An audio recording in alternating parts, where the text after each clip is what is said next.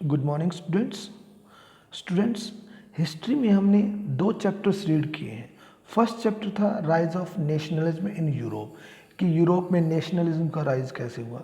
Second chapter हमने read किया था नेशनलिज्म इन इंडिया, कि इंडिया में नेशनलिज्म कैसे राइज हुआ, क्या उनके लिए स्टेप्स लिए गए थे। इसके बाद थर्ड चैप्टर हमारा जो आता है वो है the making of a global world.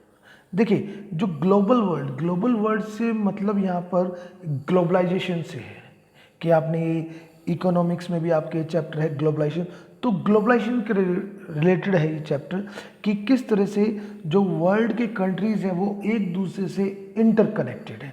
तो उसके रिगार्डिंग हम यहाँ पर डिस्कस करेंगे।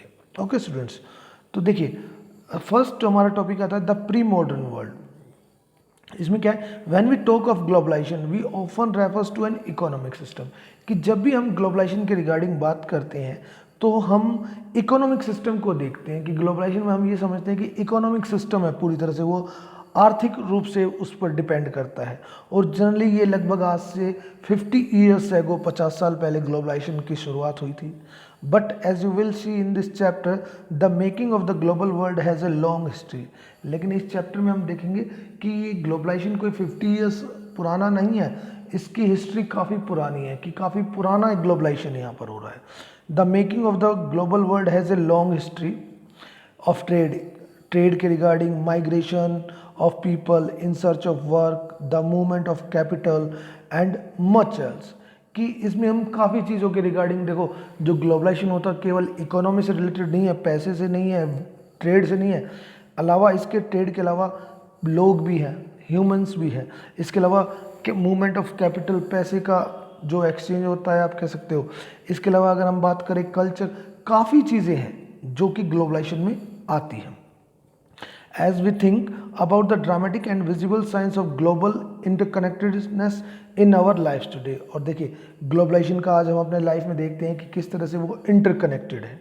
We need to understand the phase through which this world is which we live has emerge. तो जिन्होंने हमें ये चीज़ें समझने की ज़रूरत है कि कौन कौन से वो फेसेस थे जिससे कि जो आज वर्ल्ड राइज हुआ है वो किन किन फेसेस से, मीन्स क्या क्या चीज़ें हुई हैं, कहाँ से इनकी एक शुरुआत हुई है। देखिए, all through history human societies have become strictly more interlinked, कि अगर हिस्ट्री में हम देखें या ह्यूमन सोसाइटीज़ जो है एक दूसरे से इंटरलिंक्ड है। फ्रॉम एंशियंट टाइम, की काफ़ी प्राचीन समय में अगर हम बात करें, ट्रैवलर्स, ट्रेडर्स, प्रीस्ट, पिलग्रिम्स, ये सभी एक कंट्री से दूसरे कंट्री में, यानी कि एक पार्ट से दूसरे पार्ट में जाते थे। और किस लिए? For knowledge, opportunity, spiritual fulfilment और टू एस्केप परसिक्यूशन, कि अपनी जान बचाने के लिए, नॉलेज लेने के लिए, अपॉर्चुनिटी, अलग अलग पर्पज़ के लिए एक कंट्री से दूसरे कंट्री में जाते थे। इसके साथ साथ कैरेट गुड्स भी वो साथ रखते थे, money, value, skills, ideas, inventions, means काफ़ी चीज़ें। अगर एक सिंपल सा ही काम कहें ना, कि ग्लोबलाइजेशन जो है एक मल्टी डायमेंशनल है, कि इसमें किसी एक चीज़ का ही एक्सचेंज नहीं होता है, इसमें काफ़ी ज़्यादा चीज़ों का एक्सचेंज होता है। As early as 300 BCE, an active coastal trade linked the Indus Valley civilization with the present day, कि इंडस वैली सिविलाइजेशन है आज जिसे हम वेस्ट एशिया कहते हैं, वो कोस्टल ट्रेड वो इससे एक इंटरलिंक हुई है।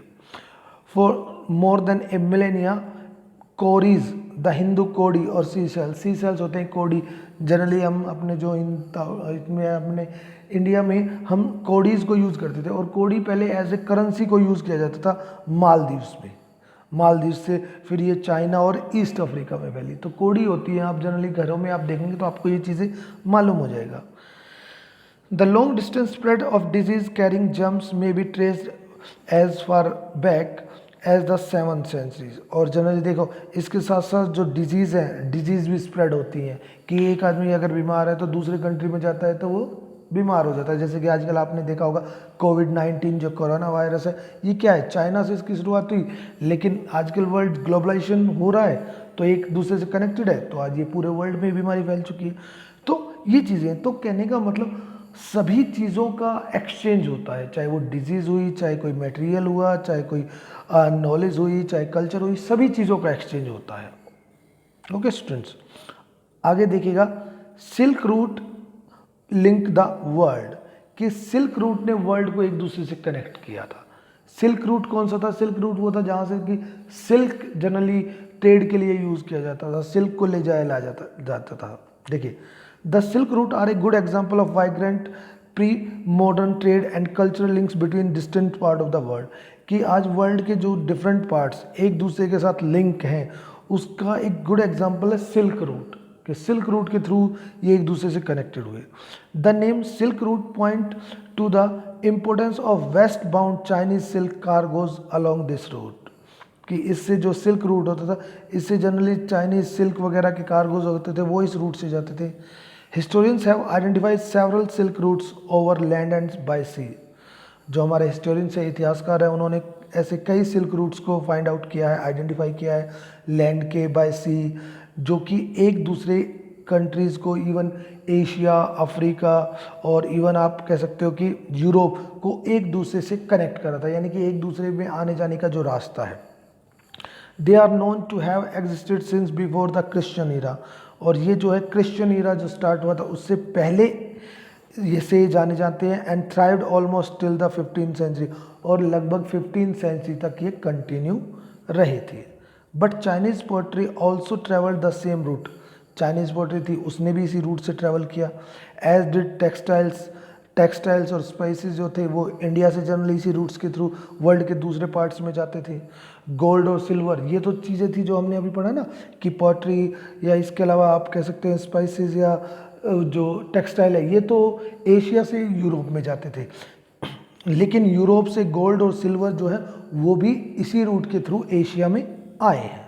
Okay, trade and cultural exchange also always went hand in hand. देखो, जब बिजनेस होता है तो कल्चर भी उसके साथ साथ एक्सचेंज होती है, किसी एक चीज़ का एक्सचेंज नहीं होता, जैसे मैंने अभी आपको बताया सभी चीज़ों का एक्सचेंज होता है। Early Christian missionaries almost certainly travelled this route, कि जो क्रिश्चियन मिशनरीज होते थे वो भी इसी रूट से ट्रैवल किए हैं। एशिया एज डिड मुस्लिम्स, कि मुस्लिम जो होते थे काफ़ी कुछ सेंचुरीज पहले जो यहाँ पर, वो भी इसी रूट्स के थ्रू आए थे।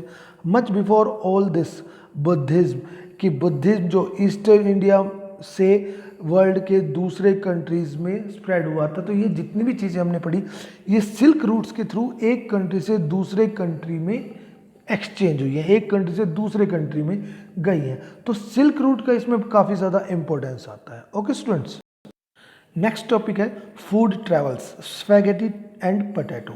कि देखो कि जो ग्लोबलाइजेशन हुआ है, जो एक कंट्री दूसरे कंट्री से डिपेंड था, इससे जो फूड आइटम्स हैं वो भी ट्रैवल हुए हैं, कि एक कंट्री से दूसरे कंट्री में वो पहुँचे हैं। देखिए, food offers many examples of long distance cultural exchange. Traders and travellers introduce new crops to the lands they travelled. देखिए, जो ट्रेडर्स थे या जो ट्रैवलर्स थे वो एक कंट्री से दूसरे कंट्री में गए, तो उन्होंने दूसरे ज़मीनों पर यानी कि दूसरे कंट्रीज़ में काफ़ी नई क्रॉप्स को इंट्रोड्यूस किया है। Even ready food stuff in distant part of the world might share common origin, कि आजकल जितना भी फूड स्टफ्स है डिफरेंट पार्ट्स में वर्ल्ड के में, वो जनरली कहीं ना कहीं कॉमन ऑरिजिन है, मीन्स अलग अलग चीज़ों पर ओरिजिन हुआ है। टेक स्पेगेटी एंड नूडल्स, की स्पेगेटी और नूडल्स है। It is believe that noodles travelled west from China, कि नूडल्स जो है वो चाइना में उनका एमर्ज हुआ था और उसके बाद वो यूरोप में गई। ठीक है, टू बिकेम स्पेगेटी, कि चाइना में वो नूडल्स थे, जब यूरोप में गए तो वहाँ पर उनको स्पेगेटी के नाम से जाना लगा। और परहैप्स अरब ट्रेडर्स टुक पास्ता, और जो अरेबियन लोग थे वो पास्ता को उन्होंने जनरली 5th सेंचुरी में आप कह सकते हो कि वो यहाँ पर लाए थे। Were also non in India and Japan, जो कि इंडिया और जापान में आप जानते हो पास्ता को जाना जाता है। So the truth about their origin में नेवर बी नोन, तो कहने का मतलब कि इनकी जो सच्चाई है, हमारे जो एंसेस्टर थे वो कभी नहीं जान पाते, हम कभी नहीं जान पाते कि कौन सा आइटम कहाँ पे ओरिजिन हुआ है। हम तो ये जानते थे कि ये चीज़ें हमारे यहाँ पर, अब जैसा कि आप देखिए हम यहाँ पर आलू वगैरह यूज़ करते हैं, पोटैटोज़ वगैरह, ये इंडिया का ओरिजिन नहीं है, इनका वर्ल्ड के दूसरे कंट्रीज में, इवन अमेरिका में इसका ओरिजिन हुआ है। देखिए आप, similar food were also non India and Japan. Okay, yet such guesswork suggests the possibilities of long distance cultural contact even in the pre-modern world, कि देखिए जो लॉन्ग डिस्टेंस कल्चरल कॉन्टेक्स्ट थे प्री मॉडर्न वर्ल्ड में वो उस समय भी possible थे। Many of our common food such as potatoes, soya, groundnuts, maize, tomatoes, chillies, sweet potatoes and so on were not known to our ancestors, की जो आजकल इंडिया में हम जो ये चीज़ें यूज़ करते हैं, पोटैटो, सोया, ग्राउंडनट्स, मेज़, ये जो चीज़ें हैं ये हमारे एंसेस्टर्स जो थे, हमारे पूर्वज जो थे, वो भी नहीं जानते थे 5 centuries एगो कि भाई ये कहाँ से आया है। These foods were only introduced in Europe, कि जितने भी ये फूड्स हैं ये सभी यूरोप में इंट्रोड्यूस हुए, and Asia after Christopher Columbus accidentally discovered the vast continent that would later became known as America. कि कब ये जब क्रिस्टोफर कोलंबस थे जिन्होंने कि अमेरिका को बाई मिस्टेक आप कह सकते हो कि उन्होंने डिस्कवर्ड किया था, तो उससे ये चीज़ें वर्ल्ड के दूसरे कंट्रीज़ में स्प्रेड हुई हैं, इंडिया वगैरह में आई हैं। Okay, here we use America. America में जनरल इन्होंने नॉर्थ अमेरिका, साउथ अमेरिका और कैरेबियन जो तीनों को इन्होंने उसमें वो किया हुआ है, शामिल किया हुआ है। In fact, many of our common food came from America. Original inhabitants the American Indians. तो हमारे यहाँ पर जो कॉमन फूड्स है मेनली उसका ओरिजिन जो है वो अमेरिका से हुआ है। Okay, sometimes the new crops could make the difference between life and death, कि कई बार क्या होती है कि नई क्रॉप जो होती हैं वो लाइफ और डेथ इनमें काफ़ी ज़्यादा डिफरेंस क्रिएट कर देती हैं। Europe's poor begin to eat better and live longer with the introduction of the humble potato, कि यूरोप के लोग जो थे, जैसे पोटैटो का वो हुआ ओरिजिन हुआ तो जो यूरोप में जो गरीब लोग थे वो भी अब अच्छी तरह से खाने लगे, ठीक है, और एक लॉन्गर लाइफ को जीने लगे पोटैटोज के आने से, यानी कि पोटैटोज जो थी उनकी एक मेन डिश बन गई। Ireland poor peasants became so dependent on potatoes, कि आयरलैंड के जो गरीब किसान थे वो पोटैटोज पर इतने ज़्यादा डिपेंडेंट हो गए कि when disease destroyed the potato crop in the mid 1840s, कि 1840s में जब वहाँ की आयरलैंड में जो उन्होंने पोटैटो क्रॉप की थी वो जब ख़त्म हो गई थी, तबाह हो गई थी, 100,000 डाइड ऑफ स्टारवेशन, तो उसमें लाखों लोग भूख की वजह से मर गए थे। तो कहने का मतलब कि जो फूड आइटम्स है ये भी एक कंट्री से दूसरे कंट्री, इनका ओरिजिन कहीं और हुआ है और आजकल यूज़ कहीं दूसरे कंट्री में ज़्यादा किया जा रहा है। तो काफ़ी ऐसी चीज़ें हैं कि ग्लोबलाइजेशन में फूड और भी का भी एक्सचेंज हुआ है।